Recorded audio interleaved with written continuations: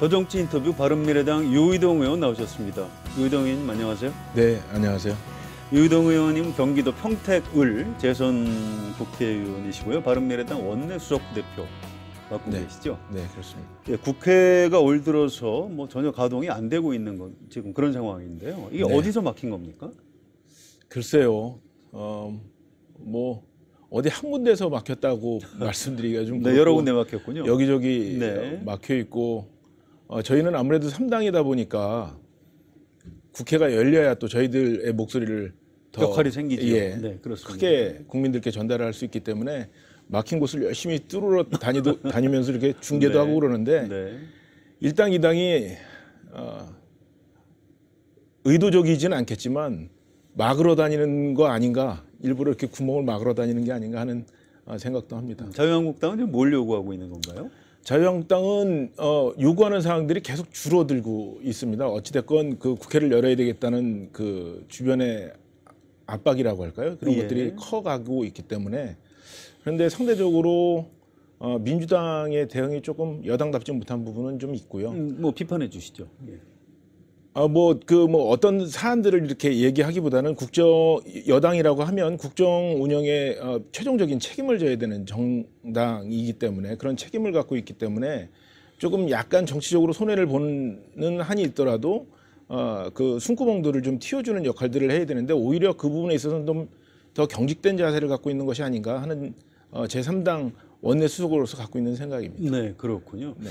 자, 어쨌든 자유한국당 이제 전당대회에서 새 대표도 뽑혔고요. 또 2차 북미 정상회담도 네. 이제 아직 뭐 발표는 안 됐습니다만 네. 곧 이제 마무리되고, 뭐 이렇게 되면 뭐 국회를 꼭 열어야 될 것 같은데요. 좀 그런 주변 환경의 변화 때문에 국회가 이제 열릴 가능성이 좀 높아지고 있는 건 아닌가요? 그렇죠. 국민적인 요구도 그렇고요. 뭐 지금 주변에 벌어지는 산적해 있는 국정 현안들도 그렇고, 네. 국회를 시급히 열어서 그 중요한 현안들을 좀 논의를 해야 되는데, 뭐 그렇게 지금 현재로서는 이렇게 쉬워 보이지는 않습니다만, 하여튼 저희는 최선의 노력을 다 하려고 하고 있습니다. 네, 바른미래당은 지금 국회를 좀 빨리 열자, 신속히 열자 이런 입장이신 거죠? 저희는 지난 12월 그 정기국회가 끝나고 임시국회를 열고, 또 선거제 개편이라든지 뭐 그 지금 그 정부 여당을 둘러싼 각종 뭐 의혹 사건들이라든지, 네, 그렇죠, 많이 있죠. 이런 것들에 대한 논의를 국회에서 하루속히 논의를 시작해서 그 대안들을 정부에 제시하고 국민들께 설명을 드려야 된다는 생각을 갖고 있는 입장이기 때문에 네. 최대한 빨리 열자라는 입장입니다. 네, 알겠습니다. 자, 최근에 더불어민주당의 수석 대변인 맡고 계신 홍익표 의원이 네. 뭐 이제 20대 뭐 여당 지지 뭐 이런 얘기를 하다가 갑자기 하태경 최고위원하고 뭐 좀 네. 다툼이 있는 것 같더니 바른미래당을 미니 정당이다, 영향력 없는 정당이다, 뭐 이런 표현을 해서 지금 약간 시끌시끌한데요. 이것 때문에 좀 굉장히 기분이 좀 나쁘시겠습니다. 어떻습니까? 뭐 저는 개인적으로 홍익표 의원님께서 슈퍼 정당이 되라, 영향력 있는 정당이 되라 라는 격려를 해주신 게 아닌가, 그런가요? 라고 생각을 하는데, 네. 국민들이 판단하시기엔 그렇지 않으신 것 같아요. 네. 그걸 좀 이렇게 좋지 않게 보시는 국민들이 많이 계신 것 같고, 그 부분에 대해서는 저희 당의 입장은 분명합니다. 그 민주당의 당대표께서 이 부분에 대한 입장 표명을 분명히 해주셔야 되고, 당 수석 대변인으로서의 그 역할이나 자질이 부족하다라는 판단이 있기 때문에요. 책임지고 그 자리에서 물러나시고 사과도. 사퇴를 요구하고 계신 그렇습니다. 거군요. 예, 예. 네, 알겠습니다. 이제 민주당에서 어떤 판단을 할지 좀 두고 봐야 되겠네요. 뭐 지혜로운 판단하지 않으실까 싶습니다. 예. 자, 원내수석부 대표하고 계신데요. 네. 큰 협상은 원내대표들이 하지만 실무는 네. 원내수석들끼리 굉장히 많이 하시는 걸로 알고 있습니다. 네, 그렇습니다. 최근에 혹시 원내수석들끼리 만나서 협상을 하고 계신 게 있나요? 그 국회 정상화 네. 부분에 대한 이야기들을 하고 있죠. 그렇군요. 예. 근데 뭐 쉽지는 않습니다. 앞서서 제가 이렇게 설명을 드렸던 것처럼, 네. 양당의 입장이 워낙에 완고해서 저희가 중재 역할을 여러 차례 시도를 했는데, 이 정도면 합리적인 안이 아닌가 싶은데 그것들이 잘 받아들여지지 않고 있습니다. 그러니까 원내수석들끼리 뭔가 안을 만들어서 원내대표들한테 보고하고 해도 원내대표들이 결정을 좀 받아들이지 않고 해서 결정을 못하고 이런 상황인 건가요? 아니, 원내대표 수석들 간엔 또 다른 채널이 있고요. 예. 수석들 간에 모여서 이제 그런 것들을 조율해서 대표들한테 보고를 해야 되는데 보고하기 이전에 이미 이미 예, 잘 네. 그 세 수석들 간에도 네. 합의가 잘 안 이루어지는군요. 당의 기본적인 입장들을 다 가지고 그렇죠. 그 자리에 오기 벗어나기 어려울 때문에 테니까요. 이것이 뭐 수석이어서 합의가 안 되고 대표 레벨에서는 합의가 되고 이런 문제는 아닌 것 같습니다. 그렇군요. 더불어민주당은 지금 이철희 의원, 네. 이 원내 수석 역할을 하시고 자유한국당은 정양석 의원이신 네. 걸로 알고 있는데 이분들이 이제 일종의 협상 상대죠. 네. 네. 어떻습니까, 그분들? 뭐 정치적인 경험으로 보나 연륜으로 보나 모든 게 저한테는 선배님들이시고요. 그렇군요. 두 분 다 훌륭하신 분들입니다. 아주 합리적이신 분들이고 다만 이제 어려움이 있다면 아까 말씀드렸던 것처럼 당의 입장을 대신해서 전달하는 분들이고 네. 또 그 안에서 조율을 하는 것이 자신 뭐 개인적인 모임이어서 이 입장을 조율하는 게 아니기 때문에 한계들이 있으실 거라고 생각을 합니다. 알겠습니다. 자, 지금 국회 정치개혁특별위원회 정개특위에서 선거제도 개편안을 논의하고 있는데 뭐 좀 잘 안 되는 것 같습니다. 이러다 선거제도 개편 안 되는 거 아닐까요? 이거 뭐 어떻게 말씀을 드려야 되겠는지 모르겠는데 일단 한숨부터 쉬시네요.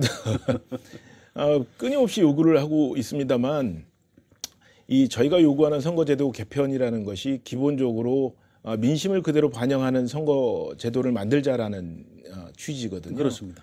그런데 그렇게 하게 되면 기존의 룰이 거대 양당을 지탱하게끔 하는 자양분을 대주는 그런 시스템이어서 양당 입장에서는 피해보는 게 많다라고 생각을 하는 것 같습니다. 그래서 그게 기득권이죠. 예, 예. 뭐 그렇게까지 표현하고 싶지 않은데 어찌됐건 예. 그래서 그분들 입장에서는 아주 소극적으로 이것에 임하고 있고요. 특히 자유한국당 같은 경우에는 기본적인 안을 내놓지 않고 있기 때문에요. 그렇죠. 또 민주당 입장에서는 이것을 자유한국당에 핑계를 대면서 네. 은근히 이 상황을 즐기고 있는 것이고요. 그렇군요.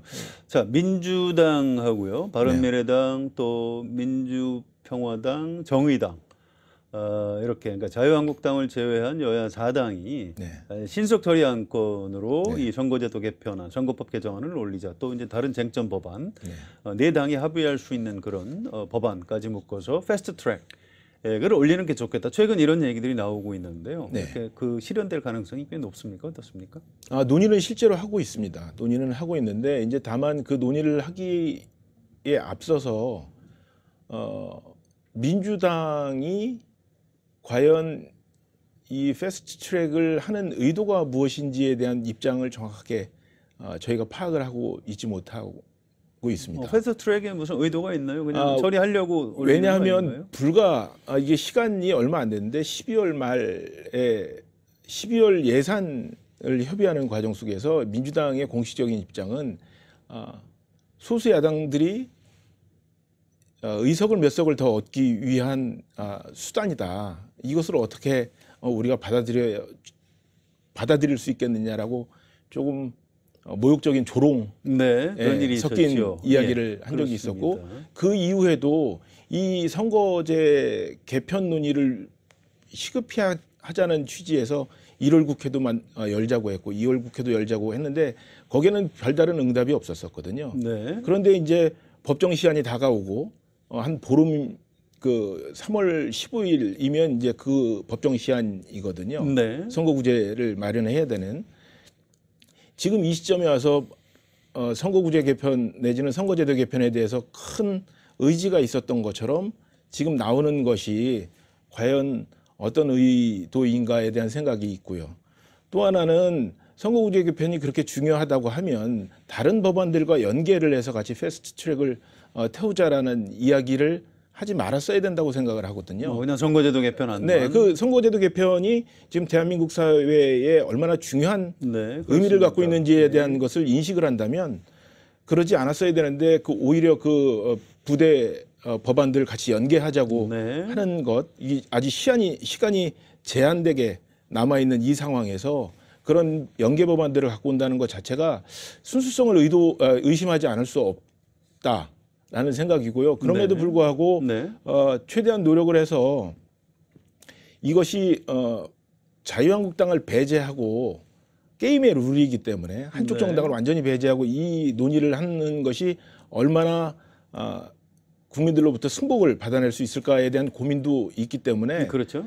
패스트 트랙을 하는 것이 이 법안대로 통과를 시키자는 것이 아니라 이 패스트 트랙에 이 법안을 올려놓으면 자연스럽게 자유한국당이 이 논의에 참여할 수 있지 않느냐, 그 수단으로서 지금 저희가 고민은 하고 있습니다. 고민하는 배경이 네. 일종의 그 협상안을 끌어내기 위한 네, 그런 네. 압박 수단이라고 네. 봐야 되겠군요. 지금 자유한국당은 정계특위 논의도 그렇고 또 이 선거제도 개편에 관한 논의에 어떠한 안도 안 내놓고 이렇게 있죠. 내놓고 있지 않기 때문에 예. 그것을 좀 촉진시키는 역할로 이런 수단을 쓰는 게 어떤가 하는 고민 중입니다. 알겠습니다. 신속 처리안건은 만약에 올리게 되면 언제까지 시한 같은 게 대략 있을까요? 언제까지는 해야 된다. 3월 15일 이전에는 저희는 이 법을 출발을 시켜야 된다는 생각이고요. 그러면 그게 330일이 지나면 2월 15일일 텐데요. 네, 2020년 2월 15일. 예, 내년 2월 15일인데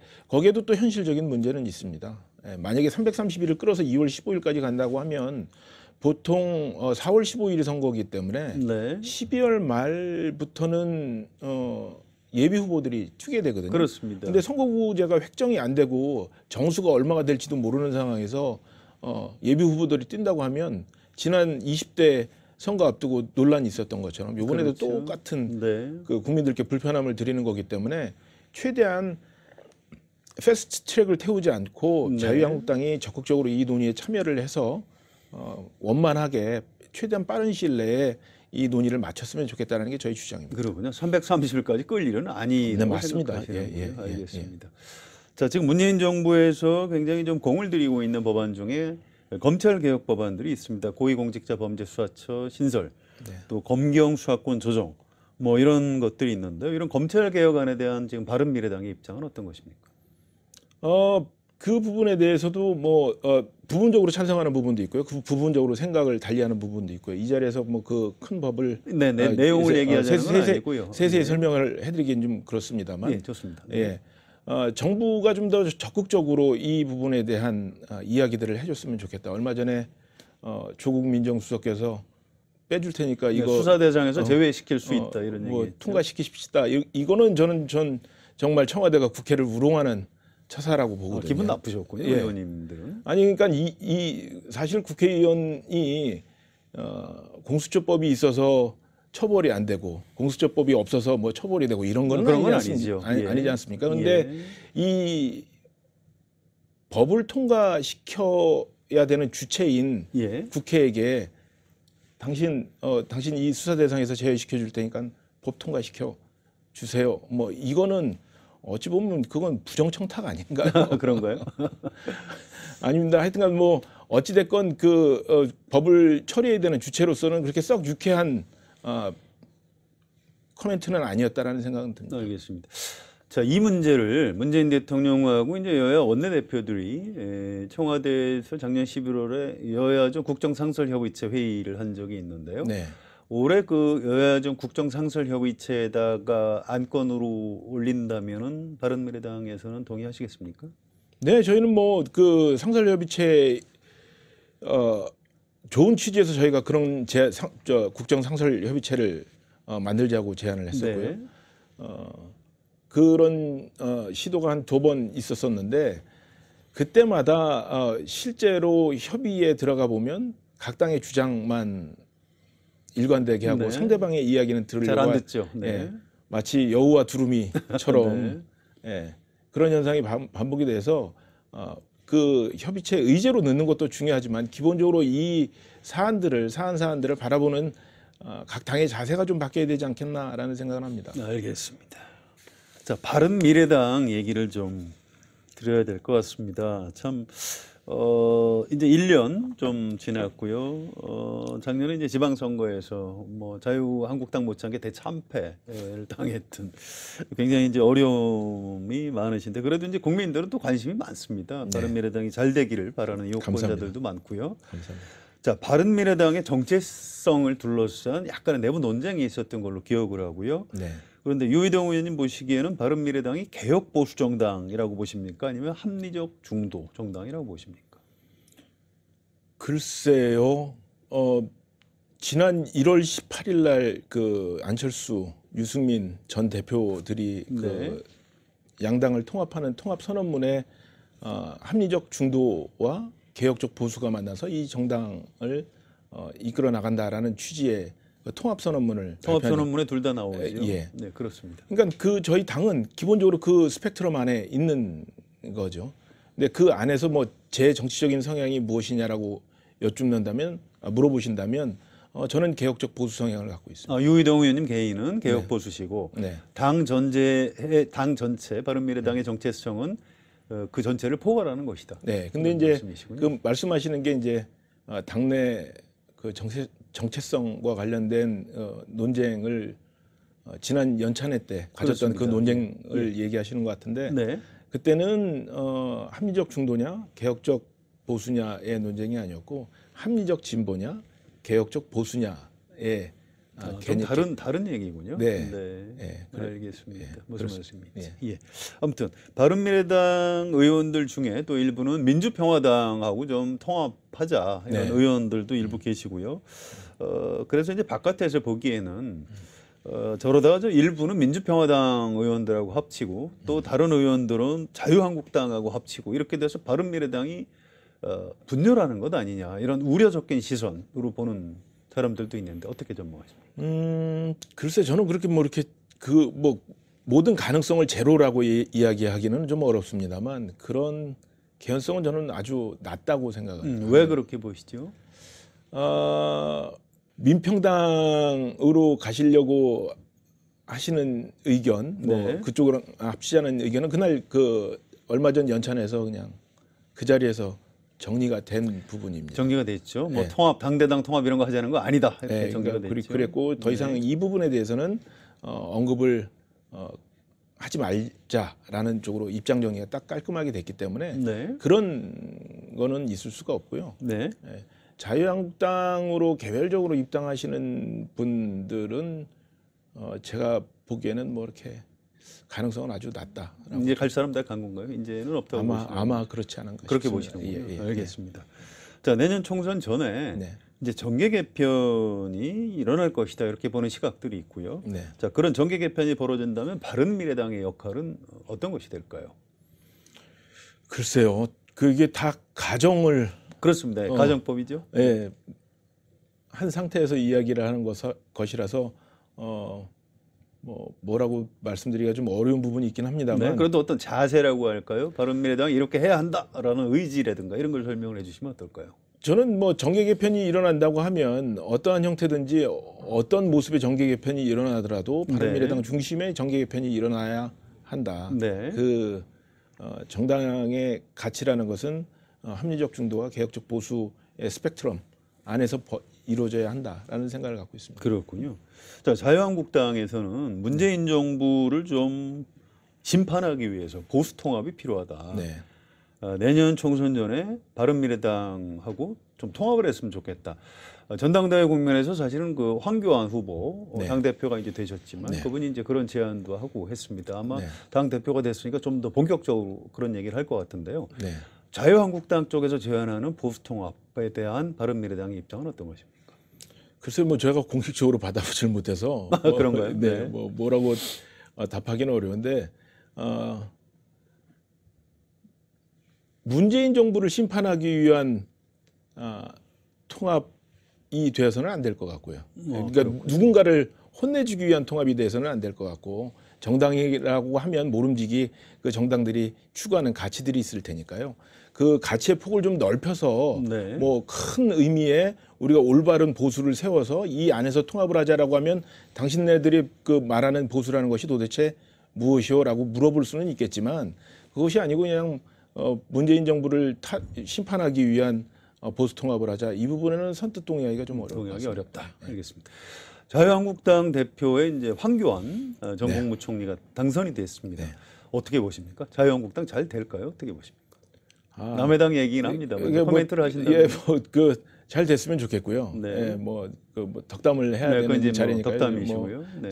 잘 됐으면 좋겠고 상대적으로 자유한국당도 어려운 시기가 있었죠. 그 어려운 시기에서 지금 여론조사 결과치들을 보면 평균적으로 예전에 어려웠던 시기보다는 한 10% 이상 이렇게 올라간 그렇습니다. 현 처지인데 그런 것들이 자유한국당 스스로 그 대안이어서 국민들에게 대안이어서 그런 위치에 올라갔다고 생각하지는 않거든요. 아, 그렇군요. 예, 그러니까 상대적으로 지금 현 정부 또 민주당의 실정에 의한 반사이익이라고 생각을 합니다. 그래서 그런 반사이익을 추구하는 정당이 아니라 현실적인 대안이 될 수 있는 그런 정당으로 성장해 나갔으면 하는 바람입니다. 이른바 자유한국당의 혁신, 보수 혁신 가능하다고 보십니까? 어떻게 보십니까?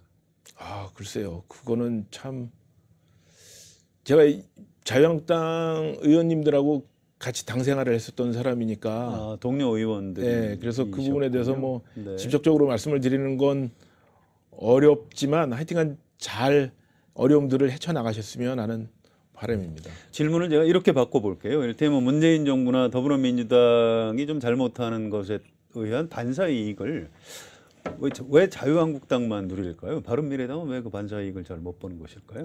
그건 저희가 반성하고 있는 대목입니다. 네. 사실은 우리가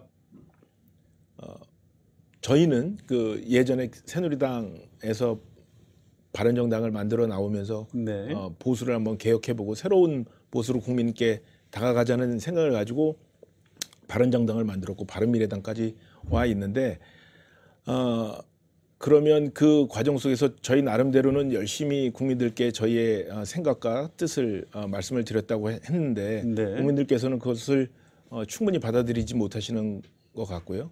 거기에는 뭐 저희가 능력이 부족했든지 뭐 노력이 부족했든지 여러 가지 이유가 있을 테고 그래서 반성을 많이 하고 있습니다. 아니요, 그냥 제가 이제 반성을 요구하는 질문은 아니었고요. 네.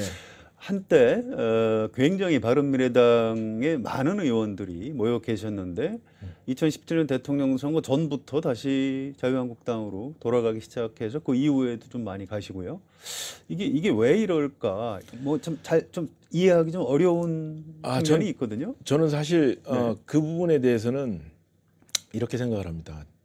저희가 세모난 빵틀에 빵을 찍으면 어떤 재료를 넣든지 세모난 빵이 나오지 않겠습니까? 그렇죠.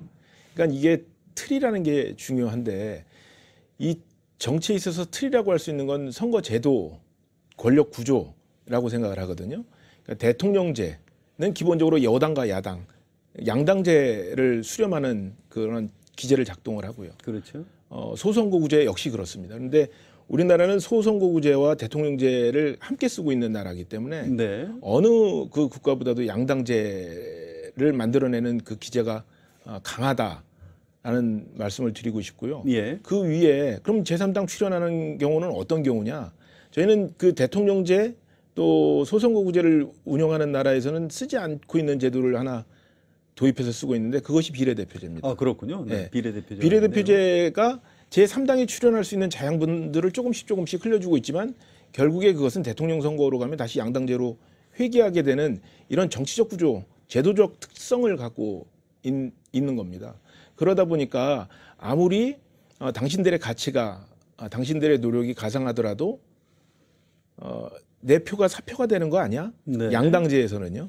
그러니까 그런 심리가 발동하게 되기 때문에 자연스럽게 너무 선거에 같이 가서 그 합류를 하는 것보다는 좀 미리 가는 것이 낫지 않겠느냐 네. 이런 생각들이 작동하는 게 아닌가 싶습니다. 대통령제라는 제도 덕분에 사실 이제 그렇게 된 근데 것이다. 맨 처음에 이제 기자님께서 질문 주셨을 때 그런 대답을 하고는 싶었지만 그렇게 하게 되면 또 너무 제도 탓을 하는 것 제 같아서. 노력 탓은 네. 안 하고 실력 없다는 생각은 안 하고 제도 탓하는구나 알겠습니다.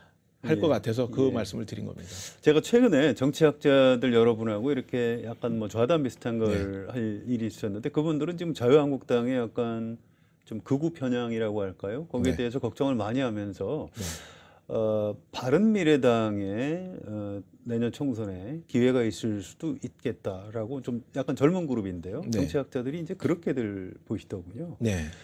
그 연장선에서 유승민 전 대표 또 안철수 전 대표 당의 이제 중요한 자산들이 지금 한 발씩 네. 좀 물러나 계시는데요. 네. 이분들이 내년 총선 또는 그 전에 어떤 정기 개편 국면에서 어떤 역할을 좀 해야 하지 않을까요? 어떻게 보십니까?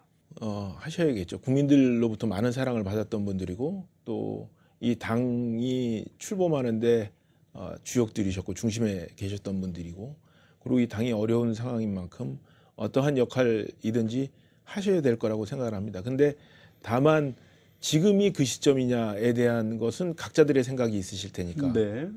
그 부분은 모르겠습니다만 언젠가 중요한 때가 되면 중요한 역할들을 하지 않으실까 생각합니다. 네. 국민들한테 받은 게 있으니까 좀 네, 내놓으셔야죠. 그분들이. 알겠습니다. 그러실 거라고 믿습니다.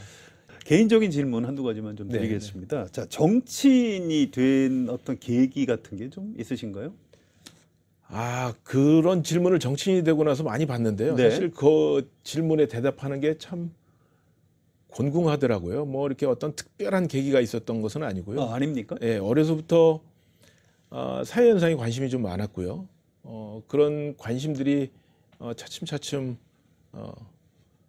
커나가면서 정치학이라는 학문에 관심을 갖게 되고 그 공부를 마치고 나서 첫 직장을 국회 보좌진으로 시작을 하게 되고 그 이후에 막상 이렇게 정치에 와 보니까 불구경이라는 게 멀리서 보면 멋있는데 네. 가까이 가면 갈수록 이렇게 뜨겁고 무섭고 그렇더라고요. 그렇군요. 그래서 다른 일을 찾아야 되겠다고 싶어서 국회를 떠나서 상당 기간 다른 일을 했는데 다시 이제 우연치 않은 기회에 국회에 다시 돌아오게 됐고 그러던 과정에 이제 보좌관으로서 모시는 의원과 눈높이를 맞춰서 최대한 의정 활동을 한다고 했는데 약간의 목마름 같은 게 있었고 그러던 차에 저희 지역에 보궐선거가 생기게 돼서 네. 용기 있게 도전을 하게 됐습니다. 그렇군요. 네. 자, 재선 국회의원이신데요. 네. 유권자들께 유이동이라는 사람은 어떤 정치인이다, 어떤 이미지로 각인이 되고 싶다라는 어떤 희망 같은 게 있으실 것 같아요. 그러니까 정치인으로서의 어떤 가치관, 좌우명 이런 걸 여쭤보는 겁니다.